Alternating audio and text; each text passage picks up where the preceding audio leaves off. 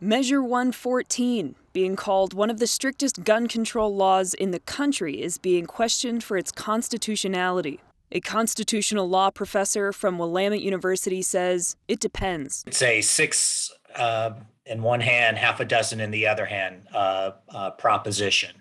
The permit to purchase requirements, I think, will ultimately be upheld by the federal courts, but the ban on high capacity magazines, I think, will ultimately be struck down by the Supreme Courts. The lawsuit against 114 involving the Sherman County Sheriff, a gun rights group, and a gun store owner was filed in the Federal District Court in Portland. It could take weeks or months for that court to ultimately decide whether Measure 114 is constitutional in whole or in part. After that is decided, it will be appealed to the United States Court of Appeals for the Ninth Circuit. Professor Williams saying that process could take a year or more. This is certainly the type of case that the United States Supreme Court would potentially be interested in. According to Williams, SCOTUS may see the case for Measure 114 in 3 to 4 years at the earliest. December 8th, according to Williams, will likely not be the start date for the new gun control rules. I suspect that the